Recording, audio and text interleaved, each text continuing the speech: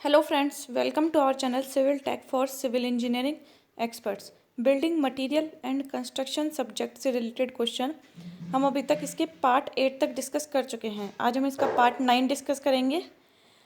आगे बढ़ने से पहले मैं स्टूडेंट्स को सजेस्ट करना चाहूँगी कि आप बीच में से पार्ट देखेंगे तो क्वेश्चन आपको समझने में या बेसिक क्लियर होने में थोड़ी सी परेशानी आएगी।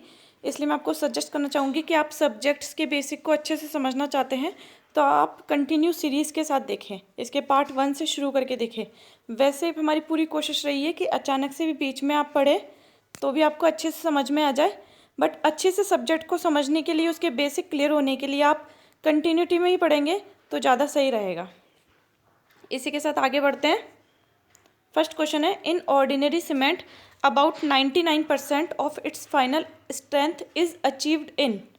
Options are 3 days, 7 days, 28 days and fourth 1 year। तो इसका करेक्ट आंसर है 1 year।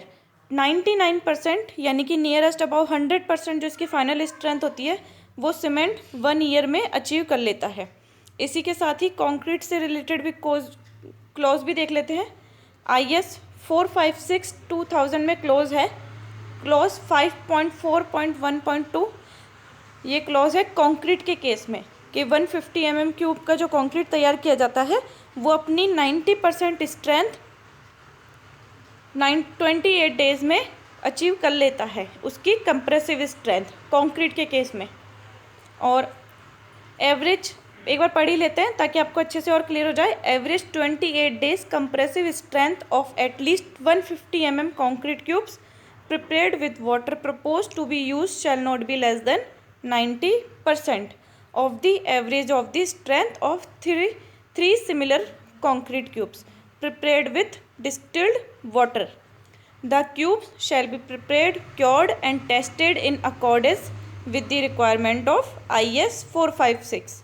मतलब क्यूब्स को जो प्रिपेयर किया जाता है, उन्हें टेस्ट किया जाता है, उसके लिए भी ये कोड है IS 456। और कंक्रीट से रिलेटेड तो हम जानते ही है IS 456/2000। नेक्स्ट क्वेश्चन है, the crushing strength in MPa of good stone used for construction of a building must not be less than. Options are 10 newton per mm square, 50, 100, 120। तो इसका correct answer है 100 newton per mm square. ये crushing strength जो होती है ये quality होती है गुड बिल्डिंग स्टोन की। For a good structure the crushing strength shall not be greater than 100 newton per mm square.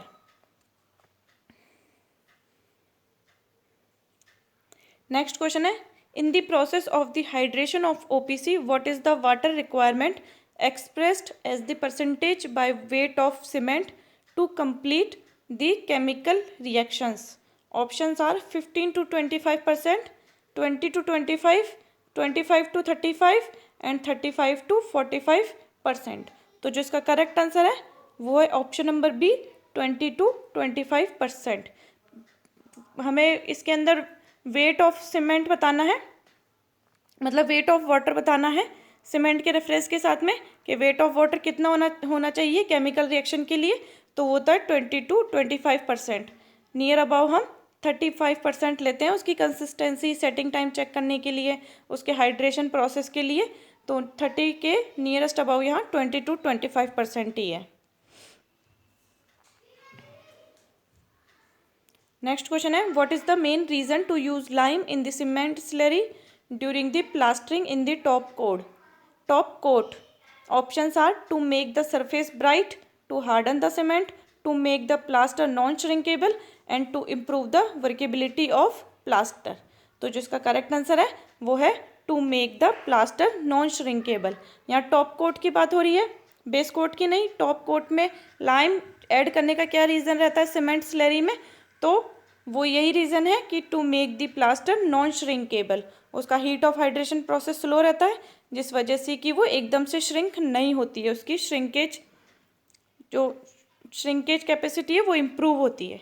इसी के साथ ही एक और क्लॉज है प्लास्टरिंग के कोड में, ये प्लास्टरिंग का कोड है 16611972। ये भी अच्छे से ध्यान रखें आप। इसमें क्लॉज है 7.1.4। 7.1.4 ये क्लॉज है ट्रॉवल फिनिश, मतलब जो टॉप कोट होती है ट्रॉवल फिनिश, यानी कि वेरी स्मूथ सरफेस के लिए। Very smooth surface mixes of lime and cement shall not in general be used for finishing coat as their shrinkage on drying creates a tendency for surface crazing. मतलब यहाँ जो हमारा question है वो top coat के लिए ही है, ये क्लॉज भी टॉप कोट के लिए है, बट यहाँ जो क्वेश्चन है इसमें जो स्मूथ सरफेस की बात कहीं नहीं की गई है, इसमें सिर्फ टॉप कोट की बात की गई है। तो टॉप कोट के लिए लाइम ऐड करने का रीज़न यही है कि वो नॉन श्रिंकेबल बनाना प्लास्टर को। बाकी यहाँ जो कोड में बात की गई है क्लॉज में, वो है वेरी स्मूथ सरफेस के लिए। स्मूथ सरफेस मतलब किसी भी तरीके की सरफेस क्रेजिंग या किसी भी तरीके के हेयर लाइन क्रैक या किसी भी तरीके की श्रिंकेज शो नहीं हो। तो इस वजह से क्या करते हैं ना कि लाइम को ऐड जनरली नहीं किया जाता है। अब इसका सिर्फ मेन रीज़न आप अच्छे से याद रखें कि लाइम को ऐड करने का क्या रीज़न है, लाइम को ऐड ना करने का, वो in very smooth surface case में, वेरी स्मूथ सरफेस के केस में। इसके अलावा लाइम को ऐड किया जाता है बस बहुत ही अच्छे से स्मूथ सरफेस चाहिए, तो फिर लाइम का ये भी है कि वो थोड़ा बहुत तो श्रिंक करेगा ही, बिल्कुल नो श्रिंकेबल या बिल्कुल जीरो श्रिंकेबल ऐसी स्थिति तो नहीं आती है। तो वेरी स्मूथ सरफेस के लिए लाइम को फिर इग्नोर करना पड़ता है। तो ये क्लॉज अच्छे से याद रखें। एक ये थोड़ा डिफरेंस है, बस इस डिफरेंस को अच्छे से याद रखें। नेक्स्ट क्वेश्चन है bulking of sand occurs in the moisture content of options are 3%, 5%, 10%, 12%। तो इसका करेक्ट आंसर है 5%। बल्किंग ऑफ सैंड को हम सिंपल केस में समझ ही गए होंगे कि मॉइस्चर कंटेंट आता है उसमें, तो सैंड फूल जाती है, फाइन एग्रीगेट जो होता है वो फूल जाता है और इस वजह से उसकी वॉल्यूम में इंक्रीज हो जाता है।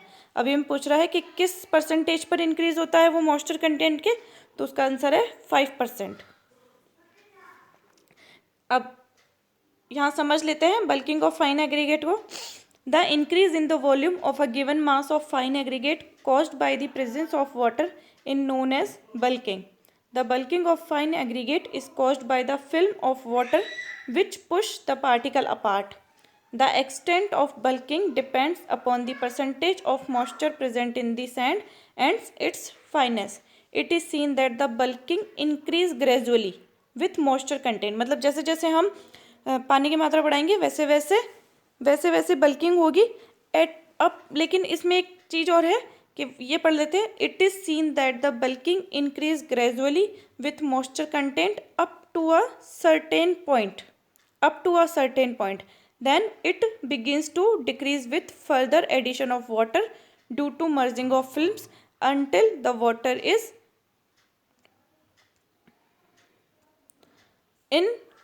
inundated। मतलब आप इसको सिंपल लैंग्वेज में समझना चाहें तो आप जैसे कभी आप नॉर्मली सैंड ले किसी भी बकेट में या किसी भी पैन में और आप उसमें वाटर धीरे धीरे ऐड करें, वो एक लिमिट तक तो उसमें सीमेंट फूल करके वॉल्यूम इंक्रीज़ हो जाएगा और उसके बाद भी जैसे ही आप फर्दर इंक्रीज़ करेंगे मॉइस्चर को, तो फिर क्या होगा, उसकी परमेबिलिटी शुरू हो जाएगी, मतलब पानी उसमें से बाहर आना शुरू कर जाएगा। तो यही ये समझाना चाह रहा है, मैंने आपको थोड़ा सिंपल लैंग्वेज में समझाया है, बाकी आप टेक्निकल लैंग्वेज ही ज़्यादा अच्छे से याद रखें।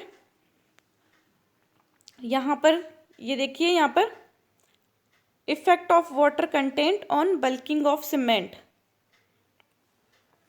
तो ये देखिए यहाँ मॉइस्चर कंटेंट की वैल्यू है और यहाँ इंक्रीज इन वॉल्यूम है। अभी देखिए 5% तक तो ये कोर्स सैंड ही है जैसे, तो 5% तक तो ये जैसे जैसे मतलब 5% मॉइस्चर होता है तो ये 15% तक वॉल्यूम इसका इंक्रीज़ कर गया, 15% वॉल्यूम इंक्रीज़ कर गया। तो यानी कि 5% तक तो ये वॉल्यूम बल्किंग ऑफ सैंड होता है, उसके बाद में डिक्रीज़ होना शुरू कर देता है उसको वॉल्यूम। तो यही रीज़न है कि बल्किंग ऑफ सैंड कहाँ पर होता है, तो वो होता है 5% पे। तो अब आप अच्छे समझ गए होंगे कि bulking of sand occurs in the moisture content of 5%।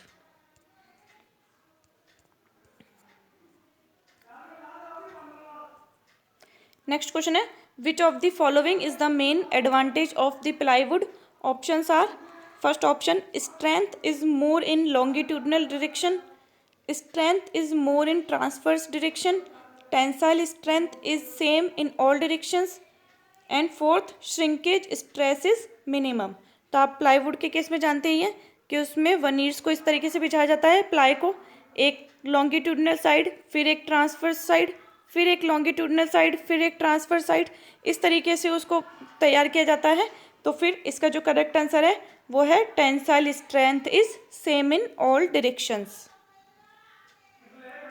क्योंकि दोनों डायरेक्शन में प्लाई को रखा जाता है। Ply means thin layer.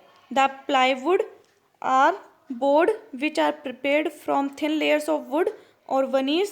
The three or more veneers in odd number are placed one above the other with the direction of grains of successive layer at right angles to each other. ये देख लीजिए, यहाँ important बात आई गई, at right angles to each other. They are laid in position by application of suitable adhesive all over veneers normal to each other because it increase the longitudinal and transverse strength of plywood. तो इस वजह से tensile strength दोनों direction में बराबर होती है। Next question है, the hardwood is produced by which of the following trees. Options are chir, kail, pine, शीशम। तो इसका करेक्ट आंसर है शीशम। हार्डवुड मीन्स मतलब वो वुड जिसे हम फर्नीचर पर्पस से या कंस्ट्रक्शन में किसी और पर्पस से यूज़ करते हैं, तो हार्डवुड यही होती है। सॉफ्ट वुड का जैसे स्पोर्ट्स में या किसी और जगह इस तरीके से इक्विपमेंट जनरली तो जैसे दूसरे स्पोर्ट्स इक्विपमेंट इन सब में ही यूज़ किया जाती है, बाकी हार्डवुड को तो फर्नीचर वगैरह के लिए किया जाता है यूज़। तो हार्डवुड है इनमें से शीशम।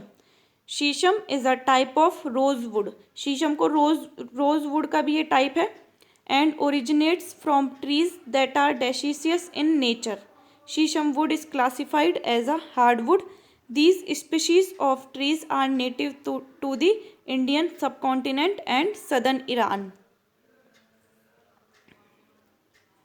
देखिए टाइप्स ऑफ वुड है, softwood and hardwood. Softwood वो जिनके जनरली स्पोर्ट्स वगैरह के इक्विपमेंट या दूसरे सॉफ्ट जहाँ पर पर्पस हो तो वहाँ पर यूज़ किया जाता है, मतलब जहाँ स्ट्रेंथ का कोई यूज़, स्ट्रेंथ के पर्पस से जहाँ यूज़ नहीं किया जाए तो सॉफ्ट वुड है। Pine wood, cedar wood, fir wood, spruce wood, hemlock wood. और यहाँ पर हार्डवुड है teak wood, rose wood, oak wood, maple, ash, mango, mahogany, beech, cherry, walnut. तो ये टाइप ऑफ वुड्स हो गए। तो आप जब इस तरीके से क्वेश्चन आ ही रहा है कि इनमें से कौन सा हार्डवुड है, तो आप हार्डवुड, जब शीशम है यहाँ पर हार्डवुड जिसे रोज वुड भी कहते हैं, तो आप बाकी और भी ध्यान रखें, teak, rose, oak, maple, ash, mango, mahogany, beech, cherry, walnut. Next question, which one of the following metamorphic rocks has more weathering resistance characteristics? Options are limestone, second phyllite, third quartzite and fourth slate. तो जो इसका correct answer है वो है quartzite. यहाँ पर वो metamorphic rock हमें बतानी है जिसकी वेदरिंग रेजिस्टेंस कैरेक्टरिस्टिक्स ज़्यादा हो। तो यहाँ पर जो लाइमस्टोन है ये तो सेडिमेंट्री रॉक्स है, तो इसका करेक्ट आंसर है क्वार्ट्जाइट। ये यहाँ पर क्लासिफिकेशन ऑफ स्टोन की इमेज ऐड की गई है। इसको पहले हम पार्ट में अच्छे से समझ चुके हैं। मैं इसे तसल्ली से ट्रैक कर रही हूँ, आप इसे पढ़ लीजिएगा।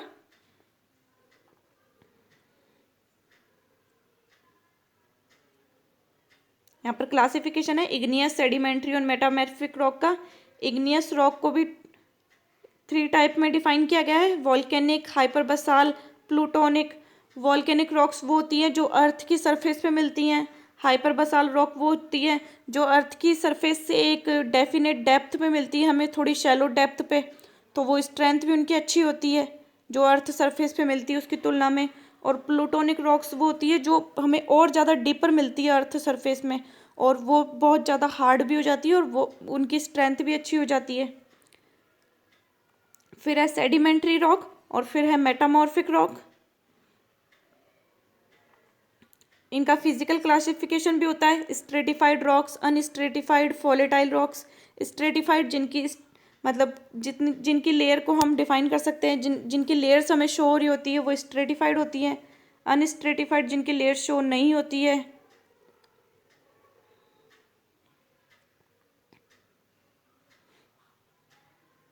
और इनका क्लासिफिकेशन केमिकल क्लासिफिकेशन भी होता है, सिलीशियस, आर्जिलीशियस, कैलकेरियस। सिलीशियस रॉक वो जिनमें सिलिका की मात्रा ज़्यादा होती है। आर्जिलीशियस रॉक्स वो जिनमें क्ले की मात्रा ज़्यादा होती है। कैलकेरियस जिसमें कैल्शियम कार्बोनेट की मात्रा ज़्यादा होती है।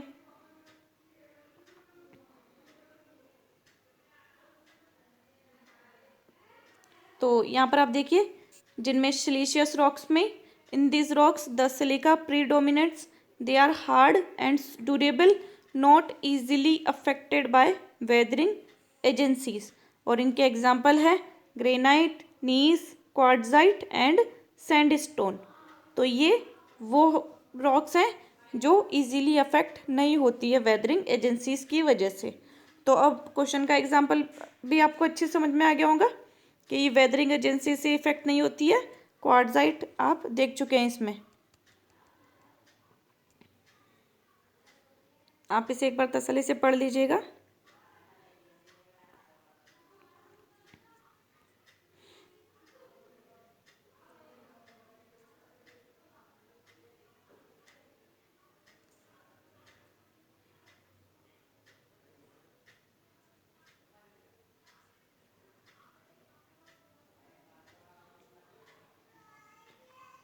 आगे बढ़ते हैं।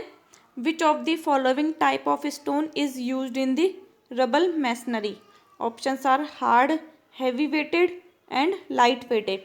तो रबल मैसनरी में हार्ड टाइप के स्टोन यूज़ किए जाते हैं, हैवी वेटेड या लाइट वेटेड नहीं। ये इस तरीके की होती है rubble masonry. Rubble masonry undressed होती है, मतलब इनके जो स्टोन्स यूज़ किए जाते हैं वो रफली और अनड्रेस्ड जो नेचुरली हमें अवेलेबल होते हैं उसी तरीके से यूज़ किए जाते हैं। और इनका जो मोटार होता है उसे भी ज़्यादा सूटेबल तरीके से नहीं यूज़ किया जाता है। और इनके जॉइंट यूनिफॉर्म थिकनेस में नहीं होते हैं। नेचुरली जो स्टोन हमें मिलते हैं उसी से ये मैसनरी की जाती है। और इसके साथ ही अशलर मैसनरी भी समझे, क्योंकि कई बार इन दोनों में डिफरेंस आ जाता है कि रबल मैसनरी और अशलर मैसनरी में डिफरेंस क्या है। तो रबल मैसनरी में अनड्रेस्ड स्टोन और रफली ड्रेस्ड स्टोन को यूज़ किया जाता है, जबकि अशलर मैसनरी में ड्रेस्ड स्टोन को यूज़ किया जाता है। और इसके अलावा इनका जो मतलब इनका शेप और साइज़ को इनको अच्छे से इवन सरफेस किया जाता है और स्क्वायर एजेस की जाती है और फिर इनको यूज़ किया जाता है। तो इस वजह से ये कॉस्टली भी हो जाती है रबल मैसनरी की तुलना में। इसके साथ ही जब मैसनरी की बात आई है तो क्वेश्चन आया ही है, तो टाइप्स ऑफ ब्रिक बॉन्ड भी देख लेते हैं हम। और कुछ नहीं तो डिफरेंस के केस में ही आ जाए इस तरीके से। तो types of brick bond, these are various types of bond commonly used in brick masonry. Commonly वाले बता रही हूँ मैं, stretcher bond, header bond, English bond and Flemish bond. अब देखिए अब डायग्राम से, ये स्ट्रेचर बॉन्ड है। इसमें ये जो लेंथ वाली हमारी ब्रिक की सरफेस होती है इसे बोलते हैं स्ट्रेचर। और इसी तरीके से जो इसकी 19 to 90 वाली होती है उसे बोलते हैं हेडर। तो यहाँ पर कोर्स को स्ट्रेचर में बिछाया जाता है, या आप देखिए स्ट्रेचर के अंदर ये सारी लेंथ वाइज बिछाया जाता है, तो ये स्ट्रेचर कोर्स है। अब इसी तरीके से जब इनको हेडर में बिछाया जाता है, यानी कि इनकी 19 to 9 mm वाली सरफेस है उसमें बिछाया जाता है, मतलब इस बॉन्ड को क्रिएट किया जाता है, तो ये इसका हेडर बॉन्ड हो जाता है। सेम इंग्लिश बॉन्ड है।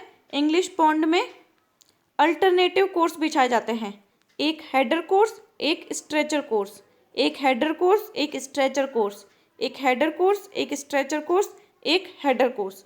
अल्टरनेटिव कोर्स बिछाए जाते हैं तो वो इंग्लिश बॉन्ड होता है। और इसी तरीके से फ्लेमिश बॉन्ड, इसका मेन डिफरेंस है कि इसमें एक ही कोर्स में अल्टरनेटिव हेड बिछाए जाते हैं, एक बार स्ट्रेचर, एक बार हेडर, एक बार स्ट्रेचर, एक बार हेडर, एक बार स्ट्रेचर, फिर एक बार हेडर। तो इसे इस तरीके से बॉन्ड क्रिएट किया जाता है। तो ये मेन इनमें डिफरेंस है। नेक्स्ट क्वेश्चन है, the hydraulicity of the hydraulic line is mainly due to. Options are calcium oxide, clay, sulphur and water. तो जो इसका करेक्ट आंसर है कि हाइड्रोलिसिटी क्यों क्रिएट होती है हाइड्रोलिक लाइम में, वो क्रिएट होती है क्ले की प्रेजेंस की वजह से। हाइड्रोलिसिटी इसकी प्रॉपर्टी होती है लाइम की, वो क्या करती है ना कि जब डैम्पनेस होती है यानी कि मतलब मॉइस्चर कंटेंट या वाटर की मात्रा होती है, तो वो लाइम को सेट होने में, हार्डन होने में सपोर्ट करती है। तो ये इसकी प्रॉपर्टी होती है लाइम की। और ये किस वजह से होती है? ये क्ले के प्रेजेंस की वजह से होती है। कैल्शियम ऑक्साइड CaO होता है। इन दोनों के डिफरेंस को अच्छे से समझ के रखें कि CaO होता है कैल्शियम ऑक्साइड, ये फैट लाइम होता है, ये हाइड्रोलिक लाइम नहीं होता है। तो इस वजह से सल्फर यहाँ हो नहीं सकता है, वाटर यहाँ हो नहीं सकता है। तो हाइड्रोलिसिटी जो होती है हाइड्रोलिक लाइम में वो क्ले की वजह से होती है। कैल्शियम ऑक्साइड यहाँ फैट लाइम है।